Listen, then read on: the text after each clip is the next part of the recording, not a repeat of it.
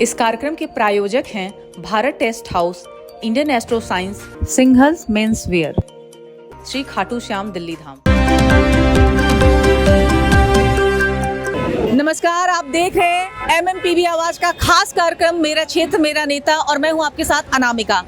आज हम यहां पर एकत्रित हुए हैं शिखा गुप्ता भारद्वाज की पदयात्रा के लिए। आप देख सकते हैं कि जो यहां के कार्यकर्ता हैं उनकी पार्टी के और कुछ क्षेत्रीय निवासी यहां पर आ चुके हैं उनकी पदयात्रा में शामिल होने के लिए। शिखा गुप्ता भारद्वाज पश्चिम बिहार से भाजपा की उम्मीदवार है नगर निगम पार्षद के लिए। तो आइए बातचीत करते हैं इनसे, जानते हैं कि शिखा गुप्ता के बारे में इनकी क्या राय है। हमारे साथ है बीजेपी के कार्यकर्ता और ये महाराजा अग्रसेन अस्पताल के कंट्रोल बोर्ड से जुड़े हुए हैं। तो इनसे बातचीत करते हैं, पूछते हैं शिखा गुप्ता के बारे में इनकी क्या राय है। मैं राम गोपाल गोयल, शिखा गुप्ता जो प्रत्याशी हैं वार्ड नंबर 58 से, उनका इलेक्शन इंचार्ज हूँ। पार्टी ने मुझे जो उम्र दी गई है इलेक्शन लड़वाने की, हम सभी मिलजुल कर भाई नीरज गुप्ता जो निवर्तमान निगम पार्षद हैं, हमारे मंडल अध्यक्ष नीरज गर्ग जी, BLA 2 प्रदीप जी, सभी लोग लगे हुए हैं। बहुत अच्छा हमारा इलेक्शन चल रहा है। ये जहाँ भी हम लोग जा रहे हैं भरपूर सहयोग और समर्थन मिल रहा है हमें। शिखा गुप्ता भारद्वाज एक पढ़ी लिखी महिला है और जब भी एक महिला प्रत्याशी चुनाव में उम्मीदवार होती है तो खासकर महिलाओं की काफ़ी उम्मीदें बन जाती हैं। तो अगर शिखा जी यहाँ जीत कर आती हैं तो क्या कुछ खास रहेगा महिलाओं के लिए? बहुत अच्छा प्रश्न है आपका, ये बहुत बढ़िया प्रश्न पूछा आपने। हमारा सौभाग्य है कि हमारी जो प्रत्याशी हैं कंप्यूटर इंजीनियर हैं और राजनीति का पहले ही काफ़ी एक्सपीरियंस है। हमारा जिला केशवपुरम जो है, आप उसमें महिला मोर्चा की अध्यक्षा हैं। जहाँ भी जाती हैं अपनी बात रखती हैं, बहुत सुलझे हुए शब्दों में बात रखती हैं। क्या इनका विजन है, क्या सोच है, कैसे इन्होंने पार्टी की सेवा करनी है। जहाँ भी हम गए हैं लोग इन्हें बड़ी अच्छी निगाहों से देखते हैं। लोगों को काफ़ी आशा है इनसे कि पढ़ी लिखी हैं, एक्सपीरियंस है, इसलिए ये क्षेत्र को काफ़ी आगे लेकर जाएंगी। हमें अच्छा रिस्पॉन्स मिल रहा है। कोई एक ठोस वजह जो कहे कि आपको देनी हो कि यहाँ के क्षेत्रवासी शिखा गुप्ता जी को क्यों चुने, तो उसको आप बताएं। बिल्कुल ठीक बात। ये जो शिखा को क्यों चुने हैं, हमारे सामने इस टाइम 4 कैंडिडेट हैं हमारे वार्ड के अंदर। एक बसपा का है, एक कांग्रेस की, एक आम आदमी पार्टी की और एक हमारी शिखा गुप्ता भारद्वाज। चारों का जब लोग कंपैरिजन करते हैं, लोग देखते हैं, वो चारों भी लोगों के पास गई हैं। जब देखते हैं कि वो क्या बोल रही हैं, उनका क्या विजन है, इसका क्या विजन है, लोगों की अपने अपनी निगाहें बदलती हैं। हमें ऐसे वोटर मिले हैं जो पहले आम आदमी पार्टी को समर्थन करते थे, परंतु बहन शिखा से मिलने के बाद उनका कहना था कि हम आज खुलकर बहन शिखा को सपोर्ट करेंगे क्योंकि पढ़ी लिखी है, काम करने का तजुर्बा है, काम करेगी, क्षेत्र को आगे लेकर जाएगी। राम गोपाल गोयल जी, एक आखिरी सवाल आपसे ये रहेगा कि वैसे तो पार्टी बहुत है, लेकिन जो कड़ा मुकाबला है वो तो भारतीय जनता पार्टी और आम आदमी पार्टी के बीच में ही है। तो अगर हम तुलना करें शिखा गुप्ता जी के अगेंस्ट जो है आम आदमी पार्टी के उम्मीदवार, तो क्या अंतर है और किस मामले शिखा जी उनसे ज़्यादा मजबूत है?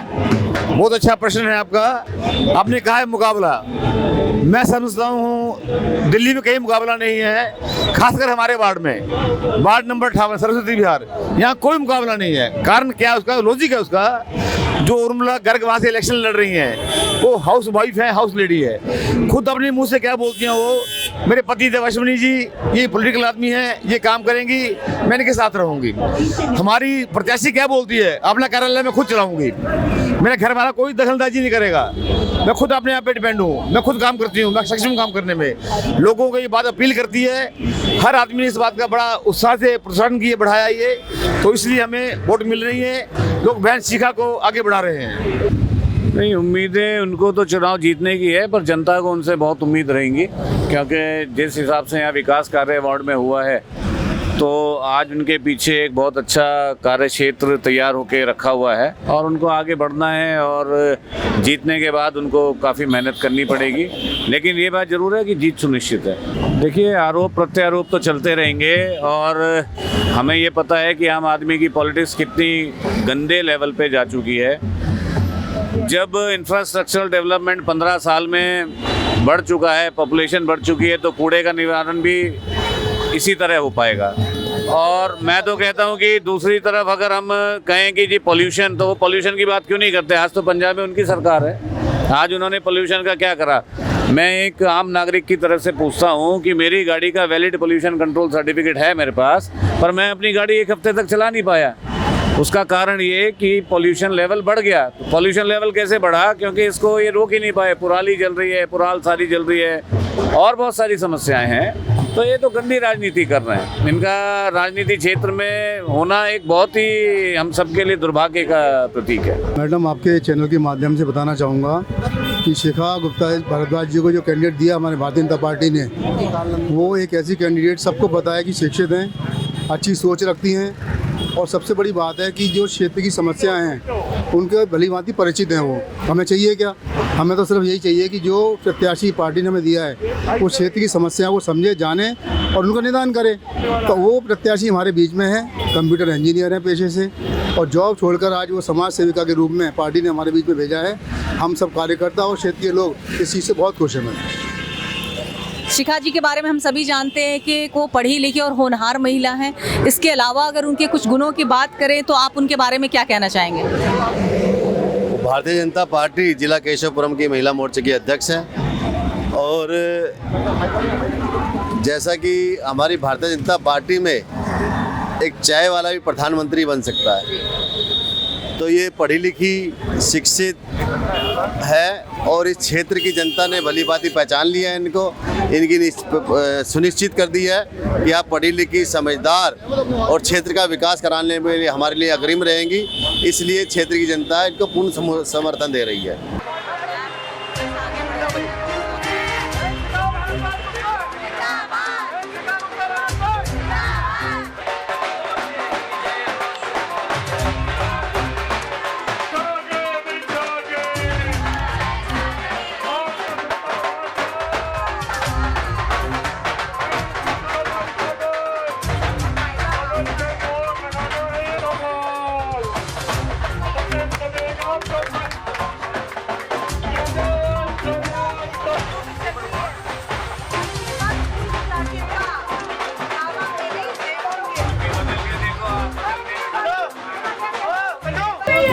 बीजेपी वाले ਨੂੰ ਵੋਟ ਪਾਵਾਂਗੇ, ਜੋ ਵੀ ਸਾਨੂੰ ਕਰਨਗੇ ਕਰਾਂਗੇ। बीजेपी वाले ਨੂੰ ਵੋਟ ਦਾਂਗੇ।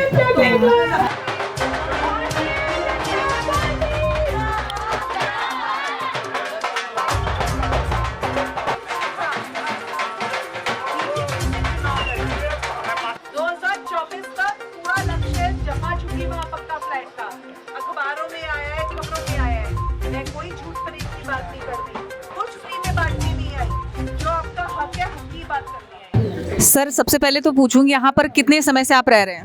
मैडम, मेरा जन्म ही लगभग 1 साल का था जब से मैं यहाँ हूँ। तो मतलब यहाँ की सारी क्षेत्रीय समस्याओं से अवगत हैं। अगर यहाँ से जो बीजेपी की उम्मीदवार हैं शिखा गुप्ता भारद्वाज जीत कर आती हैं, तो क्या कुछ उम्मीदें हैं कि क्या यहाँ से जो आपकी दिक्कतें हैं वो दूर होनी चाहिए? मैडम, होनी तो चाहिए। बीजेपी पे भरोसा है। ठीक है, कुछ काम जो बीजेपी ने भी करा है, कुछ केजरीवाल की सरकार ने भी करा है, लेकिन मैं ये है कि यहाँ पे जो शरेआम आप राउंड लगा सकते हो, सट्टे से, जुआ से लेके, शराब से लेके 101% है। नहीं आए तो आप जो सज़ा कानून देना चाहे मुझे दे सकता है। मैं सच बोलूँगा क्योंकि मैं इस चीज़ में हारा हूँ। मैं इतना कर्जेदार हूँ, मेरे पे तो दुश्मन, बैर सब कुछ बने हुए। मैं कब मर जाऊँ, हो सकता है कल मैं मर जाऊँ। आज मैं बयान दे रहा हूँ, कल मैं मर जाऊँ, उठ जाऊँ, कुछ भी हो सकता है मेरे साथ। ये सच बोल रहा हूँ, सच की आवाज़ है। मुझे डर किसी चीज़ का नहीं, किसी बंदे का डर नहीं है। तो मैं सच बोल रहा हूँ, यहाँ पे शरेआम काम चल रहा है। अगर कानून है, कानून जाग रहा है, सरकार है, बीजेपी की है चाहे किसी की सरकार है, तो यहाँ पर आके देखे। अगर वो ये बंद करा सकते हैं, मैं उस सरकार को मानूंगा।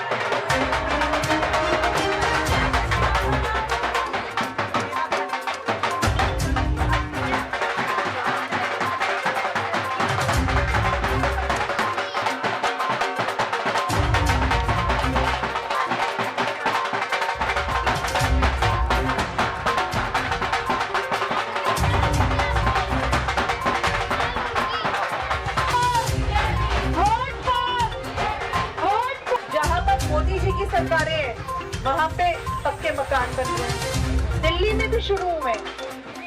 एक झुग्गी की जगह 2 कमरे का फ्लैट, रसोई और बाथरूम के साथ।